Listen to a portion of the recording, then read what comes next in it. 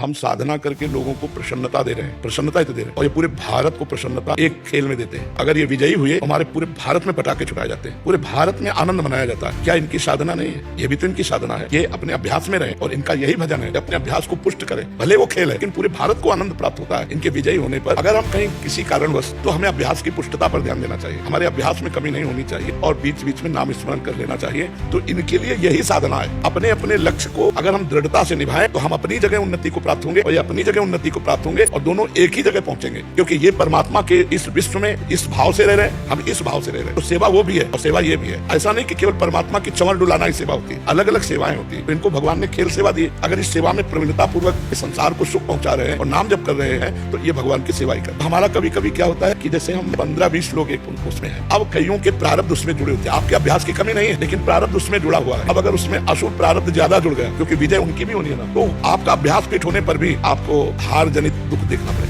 असफलता में हमें कैसे रहना? हमको उस समय भगवान का चिंतन करते हुए धैर्य रखना पड़ेगा। है बड़ा कठिन, क्योंकि असफलता में कोई धैर्य पूर्वक मुस्कुरा के निकल जाए, ये बहुत बड़ी बात है। अब मतलब असफलता में भी जहाँ से असफलता प्राप्त हुई है, उसको गले लगाकर मुस्कुरा करके और चल दे। भगवान देते हैं क्षमता। असफलता ही सदैव नहीं रहेगी, दिन नहीं रात, रात कैसे रह सकती है। हमको धैर्य पूर्वक भगवान का स्मरण करते, और है बड़ा कठिन, क्योंकि जो सफलता में सम्मान मिलता है, तो असफलता में सम्मान तो नहीं मिलता। बहुत बहादुर हैं लोग। इस संसार का यश सम्मान प्राप्त होने पर ये भक्ति की तरफ मुड़ पाना बहुत कठिन होता है। आज ऐसा यश है, ऐसा धन संपदा है, बट उसमें भी ये इस मार्ग पे चलने का प्रयास कर रहे हैं। मनुष्य देह पहली कृपा और बुद्धि कृपा हम कह रहे हैं ना, और ये तो लौकिक खेल रहा। खास बात जो इन्होंने रहा कि भगवान की प्रेम लिखा।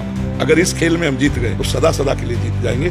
इसमें प्रधान बात है नाम जप। जितना अधिक हम उठते बैठते नाम जप का अभ्यास करें, तो हम आगे बढ़ जाएंगे। लौकिक और पारलौकिक दोनों उन्नति। कलयुग केवल नाम आधारा, सुमिर सुमिर नर उतरे पारा। अगर नाम को हम पकड़ लें तो सब बात बन जाए।